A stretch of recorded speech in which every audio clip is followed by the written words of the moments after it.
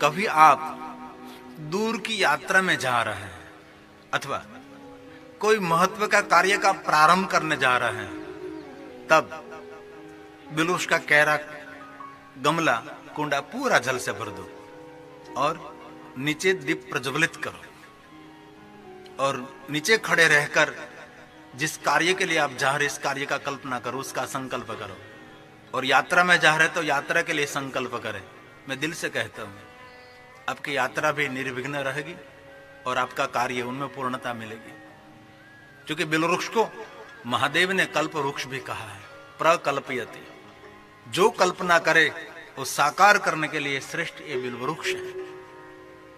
और जो मैं बोल रहा हूं कोई कल्पित नहीं, जो शास्त्र आधारित हैं वो मैं आप तक पहुंचाने का प्रयास करता हूं। जो शिव जी के बारे में, जो महादेव के बारे में, जो शिव भक्तों के हित में और मनुष्य जाति के हित में है, ये सब कुछ मैं कहने का प्रयास करता हूं। लगातार हमारा अभ्यास और संशोधन रहता है। नित्य नित्य आपके निवास स्थान तक महादेव की कोई न कोई बात में पहुंचाने का प्रयास करो। और महादेव ने स्वयं ने कहा, सुनो लक्ष्मी, कोई भी व्यक्ति मेरे बिलवृक्ष मेरा स्वरूप माना जाएगा, उसके मूल में कोई जल अर्पण करेंगे, उसके सभी पूर्वज और पितृ तृप्त रहेंगे। इसलिए पितृ को तृप्त करने के लिए श्रेष्ठ उपाय यह भी है, बिलवृक्ष को जल अर्पण करो। घर में भी बिलवृक्ष रख सकते कोई भी कोने में, लेकिन सूर्य प्रकाश और बाहर की हवा आनी चाहिए, ऐसे आप बिलवृक्ष रख सकते हैं। और एक बात याद रखना, बिलवृक्ष के गमले में कभी अबील, गुलाल, कुमकुम ऐसा नहीं चढ़ाना। ये सब केमिकल है, वृक्ष के मूल को नुकसान करते हैं। थोड़ा सा खाद भी डाल सकते हैं गमले में आप। हमने तो पर्यावरण की रक्षा के लिए पूरा जंगल बनाया है बिलवृक्ष का, हमारे एक के लिए नहीं। और मैं कहूं कि जो हमने बिलवृक्ष का जंगल बने हमारा है, हमारा ही ऑक्सीजन हमको ही मिले और दूसरों को नहीं मिला, होता ही नहीं। जो कुछ हम प्रवृत्ति करते जगत विश्व कल्याण के लिए करते, हमारे लिए कुछ नहीं हमने किया। मैं धारू तो आम के पेड़ नहीं लगा सकता, नहीं लगाया मैंने, बिलवृक्ष लगाया। क्यों? पर्यावरण में उनकी बहुत फायदाकारक बात हमने सुनी है, मानव जात के लिए है। मैं शिवालय निर्माण कर रहा हूं तो शिवालय किसके लिए? जनसंख्या के लिए, सबके सुख के लिए है। शिव भक्तों के एक श्रद्धा का केंद्र है। बिलवृक्ष का जंगल बनाया, शिवालय निर्माण किया, वो कोई साथ में लेकर जाने वाली, ये धरती पर रहने वाली वस्तु है। इसलिए हम मध्यस्थी हैं। और सज्जन लोग, साधु लोग ऐसा करते रहते, विश्व कल्याण की प्रवृत्ति करते। और बहुत दिल से कहता हूं, कोई भी विश्व कल्याण जगत हित का कोई कार्य करता, उसमें हम सहयोग ना कर सके, कभी विघ्न नहीं डालना चाहिए, कभी नहीं। इनमें हमारा सहयोग होना चाहिए। हम वृक्ष न लगा सके, लेकिन दूसरा कोई वृक्ष लगाता है तो उसको कहिए, हम उसका देख संभाल करेंगे। और हर मानव वृक्ष प्रेमी तो होना ही चाहिए। वृक्ष हमारा जीवन है, वृक्ष धरती की रक्षा है। वृक्ष नहीं तो बरसात भी नहीं, बारिश भी नहीं आती ना वृक्ष के बिना, तो मानसून खाली चला जाएगा। इसलिए पूरा जंगल बिलवृक्ष हमने बनाया है, हमारे लिए नहीं है, सर्वजन सुखाय के लिए है। उनकी कोई आमदनी नहीं होती ना। हम तो एक पत्ता भी नहीं तोड़ते, क्योंकि जैसे हम नाक से श्वास लेते हैं, वृक्ष उनके पर्ण से श्वास लेते हैं। हम मुख से खुराक लेते, वृक्ष मूल से खुराक लेते, मूल से। मूल और ये पत्ता वृक्ष के जीवन का आधार है। तो भगवान महादेव ने कहा है, लक्ष्मी सुनो, कोई भी मनुष्य मेरे मूल में जल अर्पण करेंगे, उनके पितृ तृप्त रहेंगे। अवसर मिले तो रोज बिलवृक्ष को जल अर्पण करो, बिलवृक्ष की परिक्रमा करो, उसको नित्य दीप दान करो, दीप नीचे करो बिलवृक्ष के नीचे। और हो सके तो बिलवृक्ष के नीचे बैठकर पंचाक्षर मंत्र, कोई भी मंत्र का जाप करो। एकम व कोटि गुणितम, बिलवृक्ष के नीचे आप जाप करोगे तो कोटि गुना फल मिलता है। ये महिमा है बिलवृक्ष की। कोई भी साधना अनुष्ठान उपासना बिल वृक्ष के नीचे करनी चाहिए। और घर में जो बिल वृक्ष है तो उसके पास बैठकर आप साधना उपासना मंत्र जाप स्तोत्र का पाठ करना चाहिए। तुलसी के समान बिल वृक्ष की भी अद्भुत महिमा है। और आयुर्वेदिक दृष्टि के देख सकते तो कितने प्रयोग हैं जो आयुर्वेद की दृष्टि से देखें, बहुत सारा प्रयोग इसमें लिखा। ये मैं कहना नहीं चाहता क्योंकि ये आयुर्वेदिक की पद्धति, वो बहुत लोगों के मुख से मैंने सुना है कि बिल्वपत्र के पान खाने से डायबिटीज नहीं होती, ऐसा मैंने बहुत सुना है। मैं खातिर नहीं करता, मैं ऐसा नहीं कहता, लेकिन सुना है मैंने शिव महापुराण में जो कहा और मैंने सुना वो आप तक मैं पहुंचाने का प्रयास करता हूँ। लेकिन इतना जरूर कहता हूँ कि आयुर्वेद शास्त्र के अंदर बिल्वा पत्र, बिल्वा फल, बिल्वा मूल, बिल्वा की छाल, बिल्वा का काष्ठ, बिल्वा के बीज और बिल्वा फल सब कुछ बहुत मायने रखता है। तो भगवान महादेव ने स्वयं ने कहा, लक्ष्मी इन वृक्ष में तीनों देवताओं का वास रहेगा। और बिल्वाष्टक में हमने सुना है, बार बार सुना है, और ये बिल्वाष्टक की बात है। मूल में कौन है तो ब्रह्मा जी। मूल में प्रणाम करो तो वहां ब्रह्मा जी का वास, मध्य में देखो तो श्री हरि भगवान विष्णु जी, और ऊपर के भाग में देखो तो वहां भगवान महेश। शिव जी को ऊपर क्यों रखा गया, नीचे क्यों नहीं? क्योंकि शिव ऊपरी है, शिव श्रेष्ठ है, सर्वोपरि है, इसलिए भगवान का स्थान ऊपर है। पीपल में भी ऐसे है ना, इससे भी वृक्ष को बहुत जीवन में एक बार पीपल वृक्ष लगाना और पीपल वृक्ष को बड़ा करना, ये बहुत महिमा है। वट वृक्ष की बहुत महिमा है। हमने तो प्रभु ने कृपा के हमने बहुत सारे वृक्ष लगा दिए और लगाना ही चाहिए। कहीं कहीं वृक्ष प्रेमी होते हैं तो अपने छत जो अगाशी होते हैं उस पर कितने वृक्ष, कितने बाग जैसा बगीचा बना देते हैं। कितनी सुंदर बात है, कितनी श्रेष्ठ बात है वो। ये बिल्वाष्टक बोलता है, मूलतो ब्रह्म रूपाय मध्यतो विष्णु रूपेण अग्रतः शिव रूपाय एक बिल्व शिवार्पणम् एक बिल्व शिवार्पणम्। हमारा सद्भाग्य है कि पवित्र माक्षर मास में हम स्वयं बिलवृक्ष के नीचे बैठकर भगवान महादेव की कथा का गायन कर रहे हैं। बहुत पुण्य है। शिवपुराण में तो भगवान व्यास ने कहा कि पूरा शिव महापुराण आपसे न हो सके तो शिव महापुराण अंतर्गत रुद्र संहिता का पूरा पाठ करे उसके नीचे बैठकर। कितनी बड़ी बात है। अवसर मिले तो। ये वृक्ष लक्ष्मी जी की भेंट है। इसमें कहा है लक्ष्मी स्तन उत्पन्नम, लक्ष्मी के स्तन के द्वारा उत्पन्न हुआ ये वृक्ष है। कितनी कठिन साधना की होगी लक्ष्मी जी ने। ये बिल्वाष्टक का स्तोत्र है, उसकी शाख देता है, साक्षी पुर रहा है। लक्ष्मया स्तन उत्पन्नम् महादेवस्य च प्रियम्। महादेव को अति प्रिय जिनको कहते बिल्व वृक्ष। बिल्व वृक्षं प्रयच्छामि एक बिल्व शिवार्पणम् एक बिल्व शिवार्पणम्।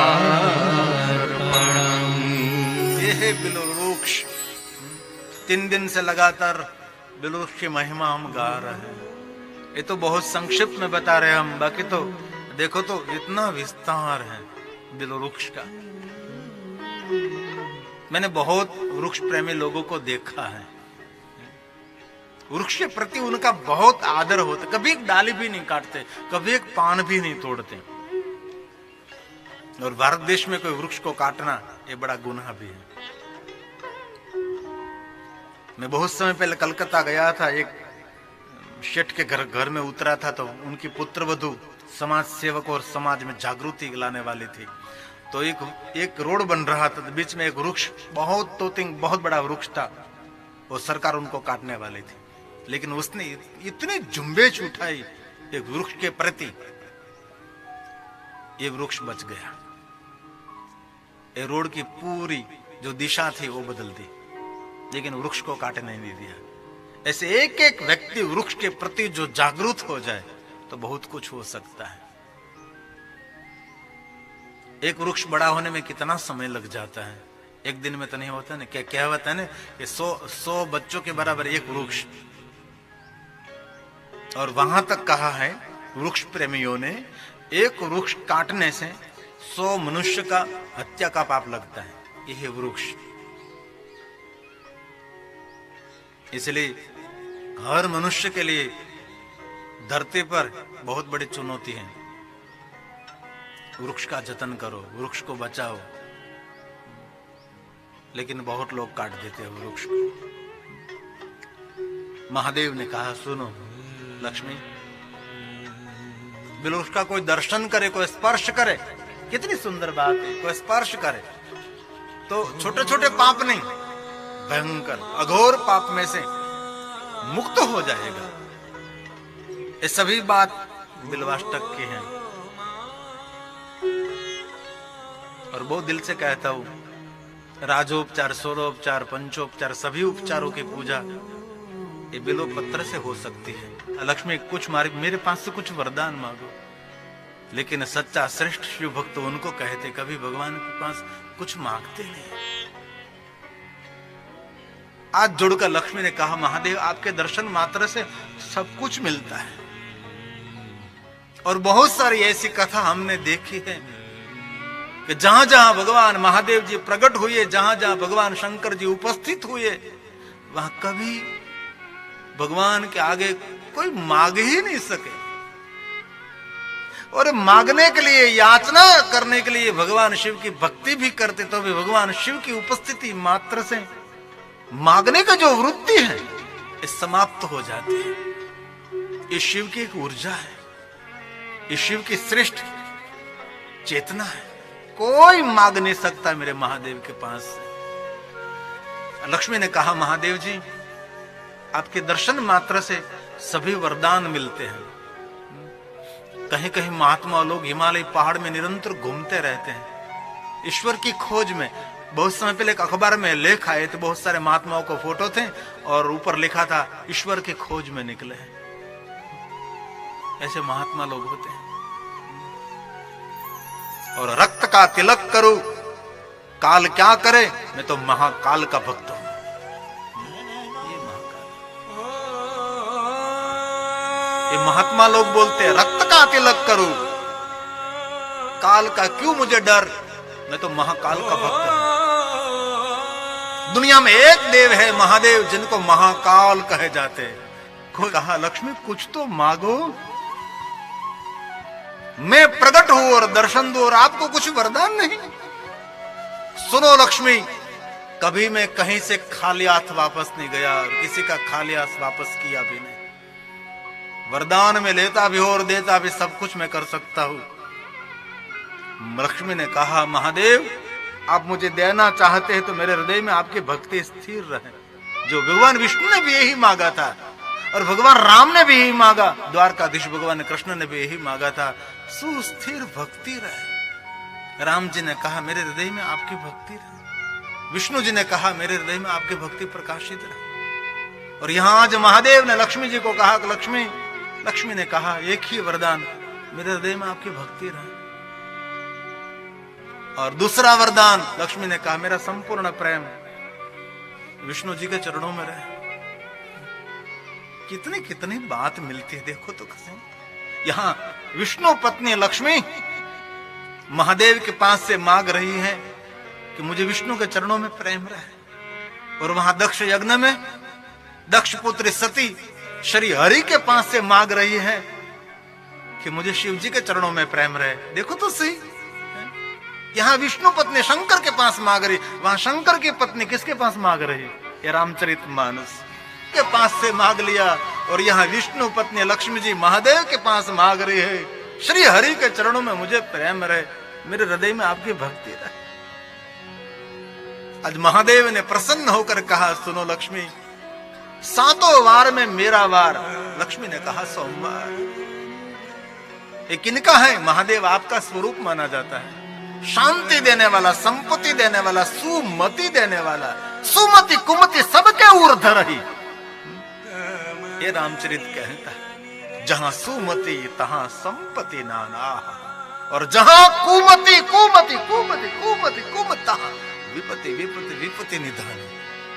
ये रामचरित विपत्ति निधान। भगवान महादेव ने कह दिया कि लक्ष्मी, सोमवार मेरा स्वरूप है, मुझे प्रिय है सोमवार। चंद्र संबंधी, सोमनाथ संबंधी एक सोमवार है। लक्ष्मी, ये सोमवार आज मैं आपको समर्पित करता हूं। और शंकर जी ने 7 वार में से सोमवार की महिमा आज महादेव ने लक्ष्मी को दान में दे दिया। इसलिए लक्ष्मी को विशेष उपासना सोमवार के दिन करी जाती है। लक्ष्मी की साधना, उपासना को, लक्ष्मी की पूजा, उसके लिए सोमवार श्रेष्ठ माने जाते हैं। महादेव ने लक्ष्मी को दे दिया है यह सोमवार।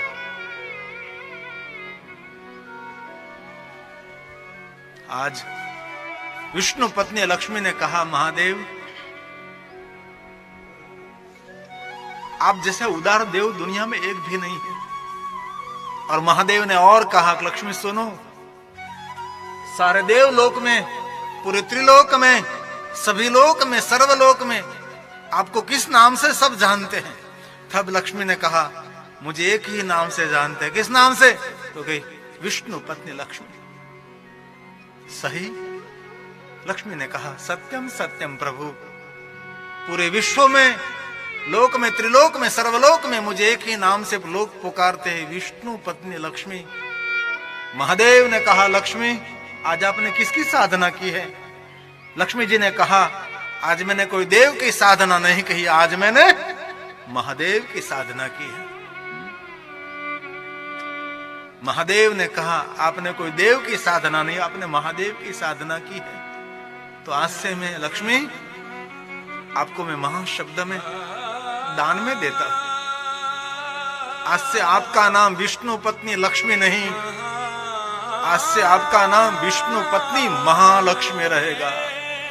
ये महालक्ष्मी नाम पहले मेरे महादेव के मुख में से निकला है, तब से विष्णु पत्नी लक्ष्मी नहीं, तब से विष्णु पत्नी महालक्ष्मी हुई।